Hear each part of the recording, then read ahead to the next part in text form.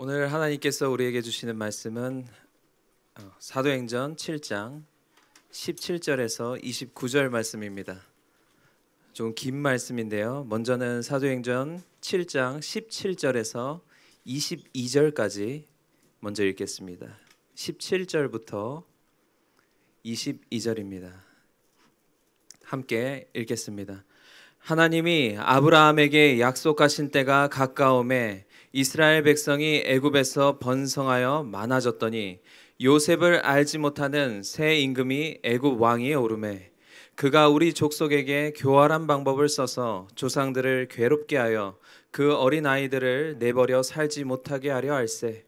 그때에 모세가 났는데 하나님 보시기에 아름다운지라. 그의 아버지의 집에서 석 달 동안 길리더니 버려진 후에 바로의 딸이 그를 데려다가 자기의 아들로 기르매 모세가 애굽 사람의 모든 지혜를 배워 그의 말과 하는 일들이 능하더라. 아멘. 최근 2년 동안 팬데믹 코로나로 인해서 온 세계가 지속적으로 떠들썩하고 뉴스만 보더라도 굉장히 세계 전체에 혼란과 환란과 어지러움이 있는 것 같고, 또 최근에는 또 우크라이나와 러시아 사이에서 전쟁이 일어나면서 과연 지금이 어느 때인가 싶기도 하고, 그리고 여전히 지금 큰 이슈들 때문에 가려져 있지만 전 세계 곳곳에서는 기근으로 또 다양한 자연재해로 사람들이 힘들어하고 있고, 또 국내 상황을 살펴보더라도 이전부터 지속적으로 점차 다음 세대에게 좋지 않은 영향력이 미쳐지면서 제가 지금 보니까는 지금 세대들의 생각이 참으로 굉장히 비성경적인 생각들을 가지고 있다라는 것을 여러 번 보았습니다. 특별히는 재정적인 부분에 있어서 굉장히 만몬의 영향력에 사로잡힌 사람들이 많이 있는 그런 시대. 그래서 다음 세대들 가운데 결혼하는 것도 기준이 돈이 되고, 자녀를 낳는 것조차 기준이 돈이 되고, 인생의 모든 선택에 있어서 돈을 기준으로 하는 그런 가치관들이 형성되어 있기도 하고, 또 제가 또 어제 TV를 보았는데요. 아주 심각한 상황들을 보았습니다. 또 그것은 무엇이냐면 미국은 현재 코로나보다 더 심각한 질병이 있다는 것이에요. 미국 전체의 사망자 수, 연간 사망자 수의 1위가 다른 어떤 질병이나 사고나 특별히 작년 2년 동안 코로나가 아니었다는 것입니다. 미국 사망자 수의 1위는 마약 중독 때문에 사망이었어요. 연간 10만 명이 마약 중독으로 사망한다. 그래서 미국은 지금 현재 코로나 팬데믹보다 더 심각하게 국가적 차원의 질병으로 관리하는 것이 마약 중독이다. 그런데 이것이 지금 이미 한국에도 학생들 사이에도 이제 거래가 되고 퍼져나가고 있다라는 것을 보고서는 엄청나게 심각하다라는 것을 느꼈습니다. 이것처럼 전 세계가 떠들썩하고 곳곳에 가정을 파괴하고 교회를 파괴하고, 특별히는 지금 오늘 본문 말씀처럼 이 19절에 그 바로가 교활한 방법을 써서 조상들을 괴롭게 할 뿐만 아니라 그 다음 세대 아이들까지 살지 못하도록 하는 그 계계가 지금 현재도 계속되고 있다.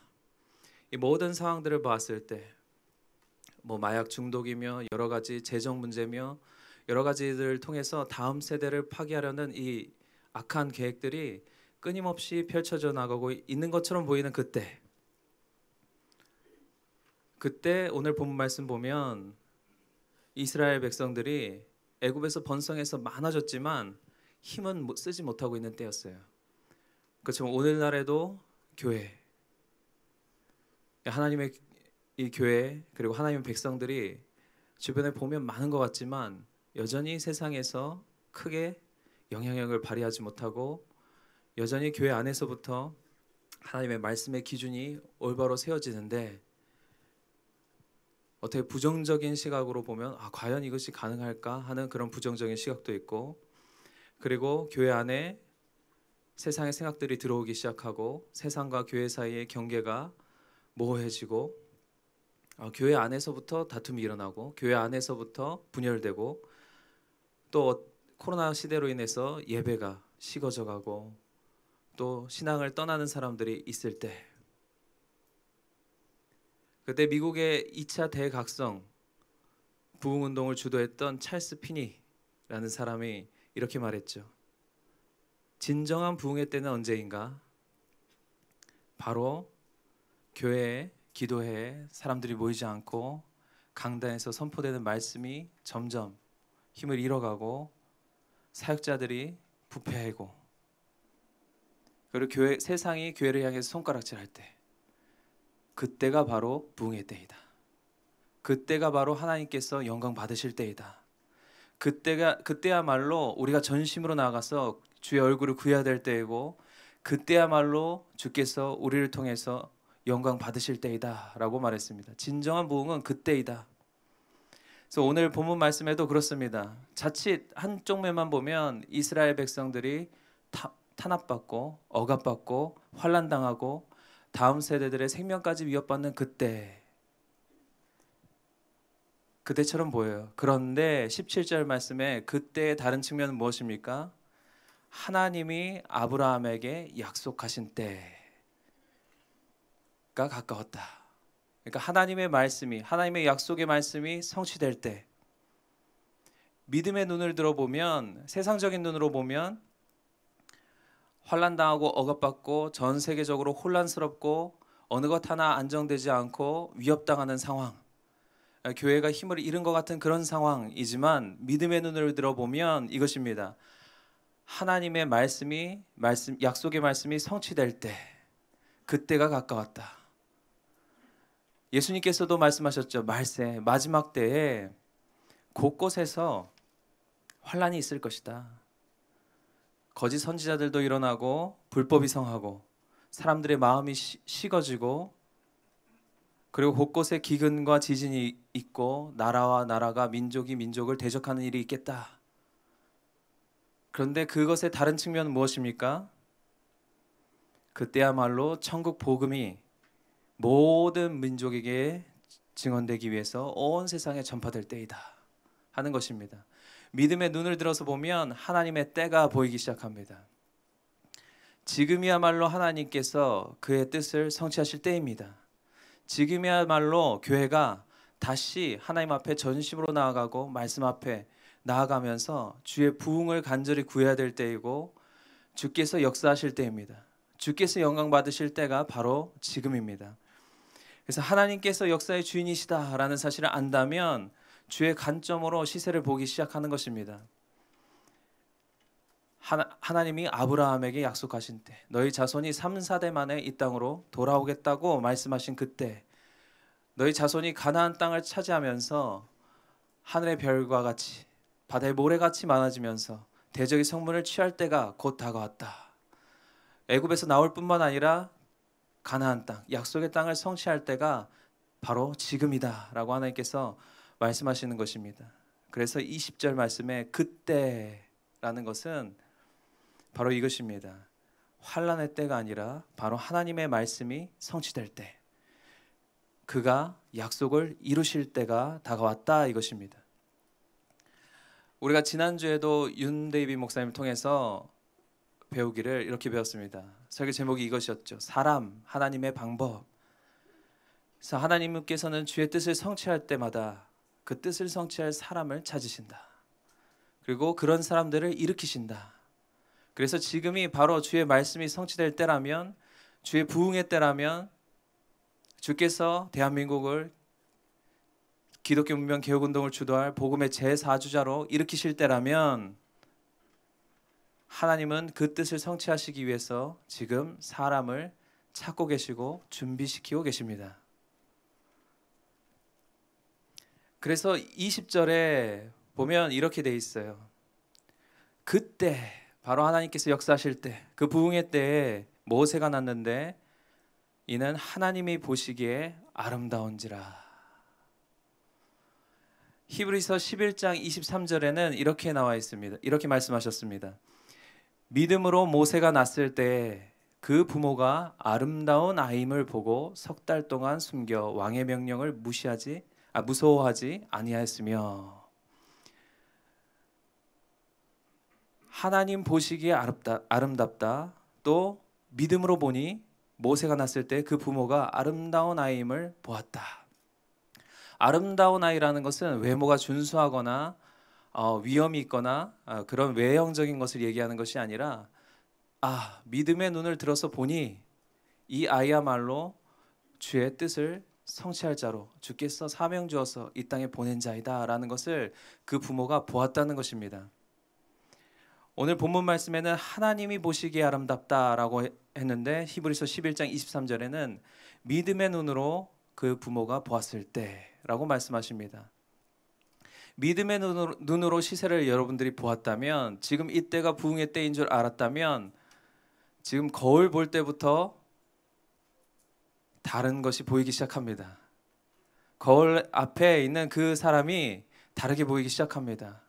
왜냐하면 하나님께서는 그때를 위해서 사람을 준비시키시고 사람을 일으키시는데, 믿음의 눈으로 보니 모세가 그 부모의 눈에 하나님의 뜻을 성취할 자로 보였던 것처럼, 믿음의 눈을 들어서 우리가 엠블레퍼의 눈으로 거울 보기 시작할 때마다, 엠블레퍼의 눈으로 우리 가족을 바라볼 때마다, 우리 한 형제 자매를 바라볼 때마다 다르게 보이기 시작하는 것입니다. 믿음의 눈으로 보면 어떤 사람으로 보입니까?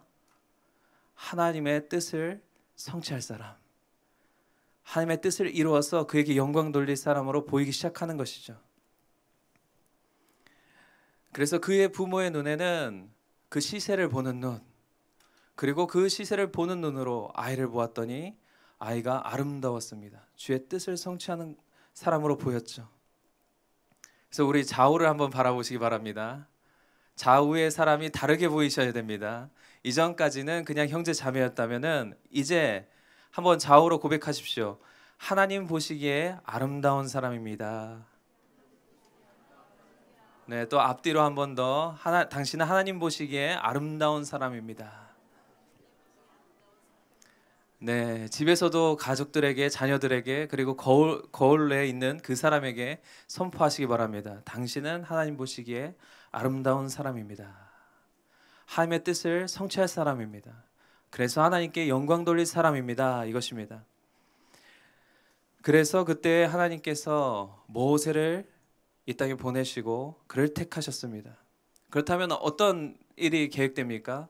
이 모세의 사명, 그 하나님께서 약속하신 이스라엘 백성에게 약속하신 것, 이스라엘 백성 전체를 애굽에서 끌고 가나안 땅으로 이끌고 가서 광야를 통과해서 가나안 땅을 정복하는 그 사명, 그 사명이 있다면 아마 우리가 인간적인 생각으로는 이 아이는 굉장히 엘리트 코스를 밟아서 또 여러 가지 학문적 지식, 그리고 뛰어난 다른 기술들을 배워서 우리 민족을 이끌 지도자로 성장해 나갈 것이다.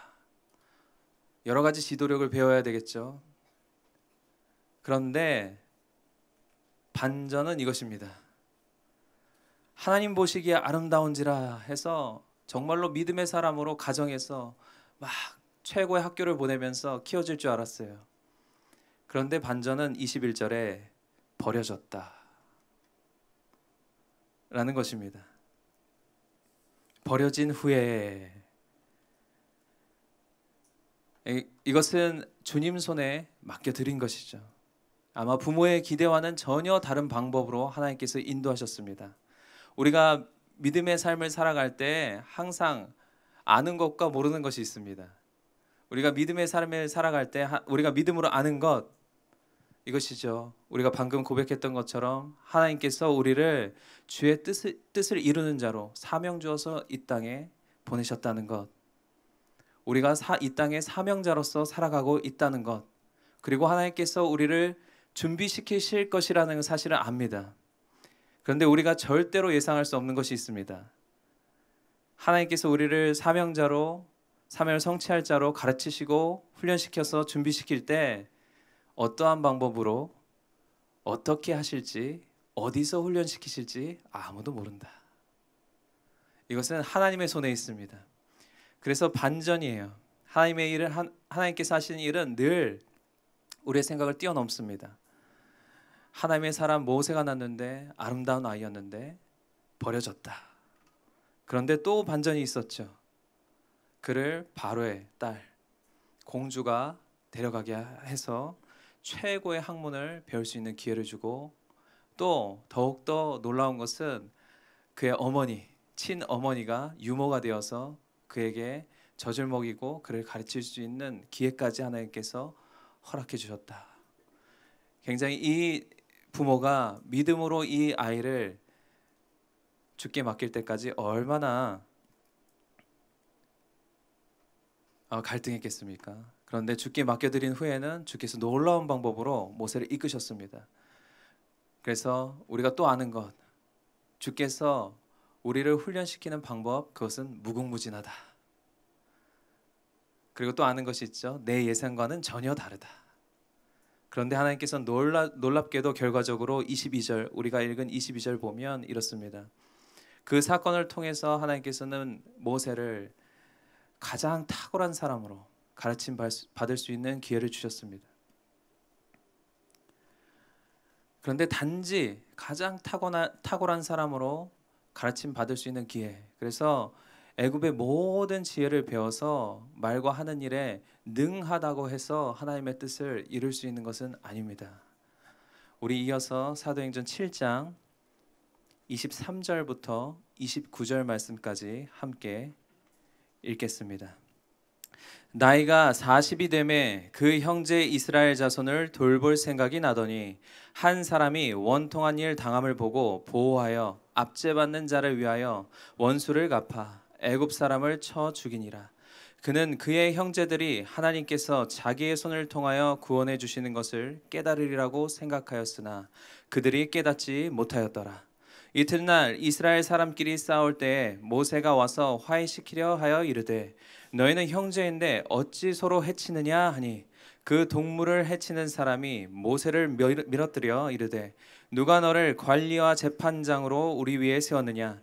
내가 어제는 애굽 사람을 죽인과 같이 또 나를 죽이려 하느냐 하니 모세가 이 말 때문에 도주하여 미디안 땅에서 나그네 되어 거기서 아들 둘을 낳으니라. 아멘. 먼저는 이것을 보기 원합니다. 모세는 그 애굽에서 탁월하게 배우면서 자랐어요. 그래서 말과 행동이 능한 자가 되었습니다. 그런데 그렇게 해서 하나님께서 쓰시고 그렇게 해서 하나님께서 사용하시고 그 사람을 통해서만 하나님께서 하나님의 뜻을 이룬다면 세상에 있는 어떤 다른 사람과 구별되지 않습니다. 세상과는 구별된 다른 점이 모세에게 있었습니다. 그것은 바로 모세가 자신의 신분 그리고 자신의 사명을 알았다는 것이었어요. 비록 그가 애굽의 왕궁에서 자랐지만 하나님께서 놀라운 방법으로 그의 어머니를 유모로 그를 기르게 하면서 그가 23절에 보면 그 형제 이스라엘 자손을 돌볼 생각이 났다라는 것은 그가 자신의 신분을 명확하게 알았다는 것입니다. 그가 애굽 사람이 아니고 이스라엘 백성이다, 히브리인이다라는 사실을 알았다는 것이에요. 그래서 우리가 세상에서 탁월하게 하나님께서 인도하심으로 세상의 학문을 배우는 것도 중요하지만 그것이 쓰임받기 위해서는 먼저 우리가 이 교회는 하나님의 나라의 백성이다라는 사실을 알아야 됩니다. 우리가 이 땅에 속한 사람이 아니라 하나님 나라 백성이며 우리의 신분이 어디 있는지 내가 누구인지 알아야지만 그때부터 또 주님께서 우리를 사용하시기 시작하는 것이죠. 그래서 단지 세상에 능력 있는 사람이 될 것인지 아니면 하나님을 알고 또 자신을 알아서 또 하나님의 눈으로 지금 시대를 볼 줄 알고 자신을 볼 줄 알고 지금 내가 할 일을 알 줄 아는 그런 사람이 될 것인지. 그래서 모세는 자신이 누구인지 뿐만 아니라 사명도 알았습니다. 25절에 보면 그는 그의 형제들이 하나님께서 자기의 손을 통하여 구원해 주시는 것을 깨달으리라고 생각하였다라는 것은 이미 그는 하나님께서 자신을 통해서 그의 형제들 이스라엘 백성들을 구원해 줄 것을 알았다는 것입니다. 정말로 어려서부터 학문뿐만 아니라 신분을 알고 사명을 아는 자로 길러졌습니다. 그래서 우리가 다음 세대 라고 하고 또 지금의 믿음의 세대들을 일으킬 때 홍 목사님께서 끊임없이 우리에게 먼저 가르쳐 주는 것이 있습니다. 그것은 바로 신분과 사명이에요. 그래서 우리 속히 하기를 원하는데요. 그 TC죠. TC. 제 첫 번째도 우리의 신분을 아는 것, 우리의 사명을 아는 것. 내가 누구인지를 알고 하나님께서 나에게 어떠한 사명을 주어서 이 땅 가운데 보내셨는지 아는 것. 거기에서부터 하나님께서는 사람을 준비시키기 시작하시는 것입니다. 먼저 공부하고 신분과 사명을 아는 것이 아니라 모세가 애굽의 모든 지혜를 배우고 그의 말과 하는 일이 능했던 것은 먼저 자신이 누군 줄 알고 자신의 사명이 무엇인지를 알기 때문에 최선을 다해서 배웠던 것이죠. 어떻게 나라들을 운영하는지, 이끌어가는지, 어떻게 나라를 세워가는지, 법 제도는 어떠한지, 어떻게 군사들을 훈련시키는지, 경제며 정치며 여러 가지를 탁월하게 배웠던 이유는 바로 신분과 사명을 알았기 때문입니다. 여기부터 하나님께서는 준비하시기 시작하는 것입니다. 그래서 히브리서 11장 24절에 말씀하시기를 하나님께서 믿음으로 모세는 장성하여 라고 했습니다. 믿음으로 모세가 장성했다. 모세는 단지 학문과 그 기술과 능력들만 키우면서 이 40년을 보낸 것이 아니라 40세까지 그는 믿음으로 장성했다. 믿음의 사람으로 성장했다라는 것입니다. 그래서 그의 마음 안에는 바로 공주의 아들이라 칭함받기를 거절하고 또 하나님의 백성과 함께 고난받기까지 할 각오가 다 돼 있었습니다. 그래서 그는 한마디로 신분과 사명을 아는 자로 자랐고 그리고 주께 헌신된 자로 그 마음을 다 주 앞에 드릴 수 있는 사람으로 자라났습니다. 그래서 하나님과 함께 또 하나님의 백성과 함께 고난받을 수 있는 그것을 선택하는 오히려 세상의 모든 보화를 거절하고 그것을 선택할 수 있는 사람으로 헌신된 자로 자랐죠. 그런데 오늘 본문 말씀에 보면 어땠습니까? 그렇게 생각했으나 뜻대로 되지 않았습니다. 오히려 그들을 도와주려고 했던 행동 때문에 바로에게 쫓겨서 광야로 내몰리게 됐죠. 이것이 제 두 번째 반전입니다. 첫 번째 반전은 그 놀랍게 쓰임받을 하나님의 사람으로 이 땅에 보내셨는데 버려질 수밖에 없었던 것. 그런데 또 그것을 통해서 놀랍게 하나님께서 모세를 가르치시고 믿음의 사람으로 성장시키신 것. 그래서 이제 신분과 사명을 알고 쓰임받을 줄 아는데 두 번째 반전은 이것입니다. 모세의 생각과는 전혀 다른 방법으로 전혀 다른 장소로 하나님께서 다시 또 이끌어 가셨습니다. 신분과 사명을 아는 것, 이것 굉장히 중요합니다. 이것이 출발점입니다. 여기서부터 하나님께서 준비시키십니다. 그런데 또 하나님께서 준비하는 과정으로 이것입니다. 두 번째는 연단의 과정을 겪어야 되는 것입니다. 하나님께서 쓰시는 사람, 준비된 사람, 그는 어디에서 준비되는가? 광야에서 연단의 과정을 통과하면서 준비되기 시작하는 것이죠. 하나님께서 많은 사람들을, 수많은 믿음의 사람들을 믿음의 사람이다 라고 하면 그 사람들 전부가 이 과정을 통과했다고 성경에서 말씀하고 있습니다. 아브라함도 이 과정을 통과하고 다 모든 믿음의 조상들이 이 과정을 통과했죠. 본인의 생각과 기대하는 전혀 다른 과정을 통과했습니다. 아브라함을 하나님께서 부르시고 그의 본토 친척 아비집을 떠나게 하시고 그 약속의 땅으로 하나님께서 이끄셔서 하나님께서 가라고 하신 그 땅을 갔을 때 어떤 일이 일어났습니까? 창세기 13장에 보면 그 땅에 기근이 들었다. 하나님께서 말씀하셔서 가신 땅에 기근 들었고 또 요셉은 또 꿈을 꾸었죠. 별들과 해와 달이 자기 앞에 절해서 정말로 민족의 지도자로서 성장할 만한 그런 꿈을 하나님께서 주셨는데 정반대로 하나님께서 모든 사람 앞에 무릎 꿇어야만 되는 애굽의 노예로 팔려가게 하시고 또 그 과정에 연다는 과정을 통해서 그를 사용하셨죠. 또 다윗은 어떻습니까? 사무엘 선지자를 통해서 하나님께서 왕으로서 기름 부으셨는데 기름 부음을 받고 간 곳이 왕궁이 아니라 광야로 하나님께서 이끄셨죠. 동굴로 이끄셨습니다. 믿음의 사람들을 하나님께서는 바로 사용하시지 않으신다. 하나님께서는 연단된 사람을 사용하신다 라는 것입니다.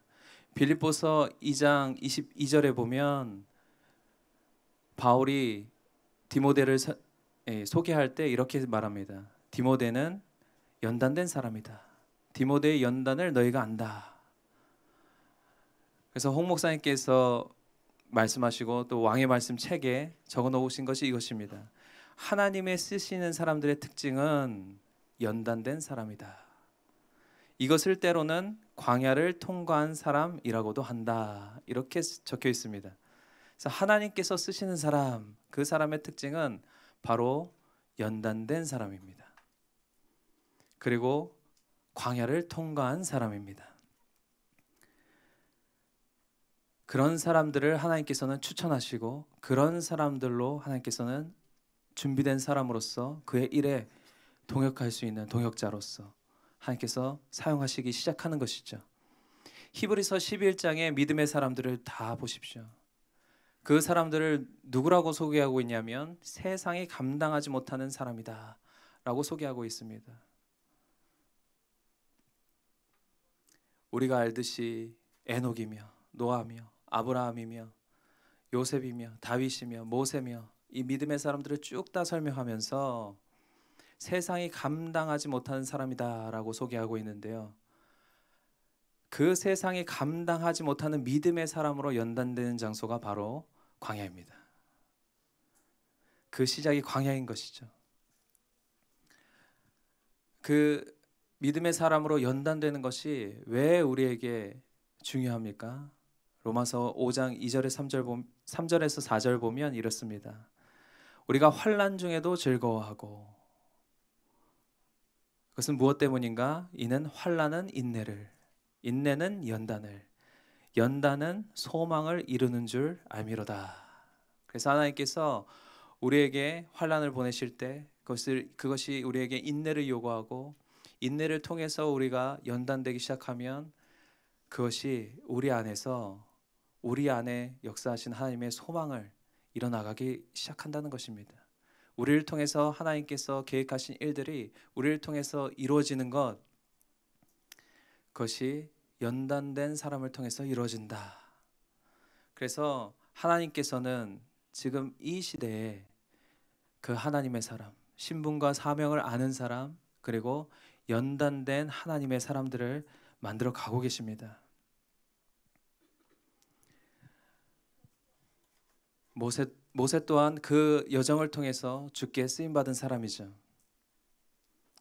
그래서 제가 앞으로 기회가 된다면 기회가 있을 때마다 특별한 일이 없다면 이 자세한 믿음의 연단의 과정 그리고 이 광야의 여정에 대해서 말씀을 전하려고 합니다. 이 모세의 인생에 대해서 D.L. 무디가 말하는 것이 있습니다. 지금 화면을 연결해 주실 수 있을까요? 좀 영어로 돼 있어가지고 제가 이걸 한국말로 정확하게 번역하기가 좀 힘들어서 그대로 가져왔습니다. 그런데 이렇게 적혀 있었어요. D.L. 무디는 모세의 인생을 세 등본했습니다. 40년씩. 그래서 첫 번째 적혀 있는 것은 이것입니다. 모세는 그 처음 40년 동안 그가 somebody, 그러니까 누군가는 뭔가 되는 사람으로 생각하면서 시간을 보냈다. 그의 처음 40년은 자기가 somebody로 알았다. 내가 뭔가를 할 수 있다라는 사람으로 알았다. 그래서 무엇입니까? 내가 뭔가를 하면 주께서 나를 도와주시겠지. 이 정도면 주께서 나를 도와주시겠지 하면서 보낸 세월이 40년이었다. 그런데 그의 두 번째 40년은 그가 nobody, 아무것도 아니란 사실을 배우는 40년이었다. 성경에는 오늘 본문에는 짧게 한 줄 나와 있습니다. 이 말 때문에 도주하여 미디안 땅에서 나그네 되었다. 그 나그네 세월 40년 동안 그는 아무것도 아니라는 사실을 배웠습니다. 한마디로 내가 할 수 있는 것, 내 스스로 나 혼자 할 수 있는 것 아무것도 없다.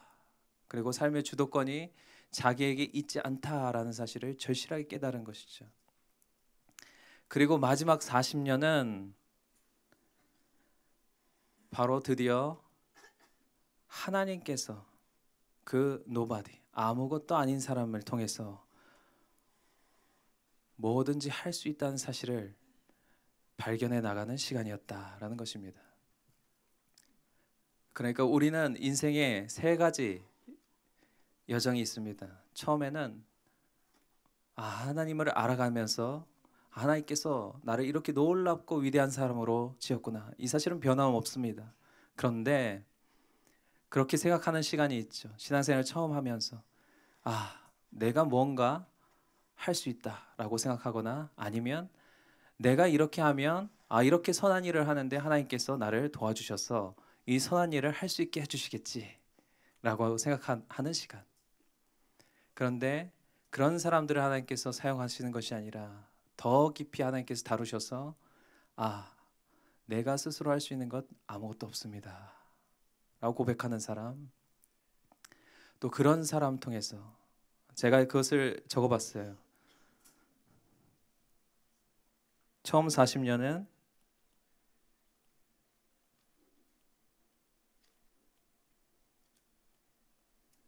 I can do something. 내가 뭔가 할 수 있다.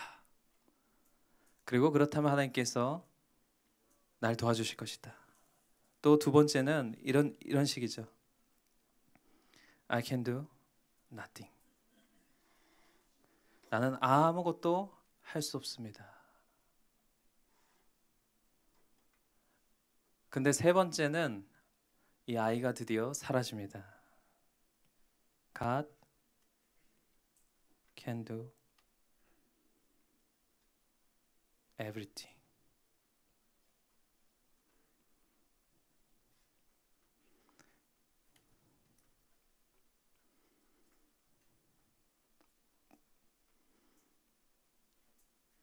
네.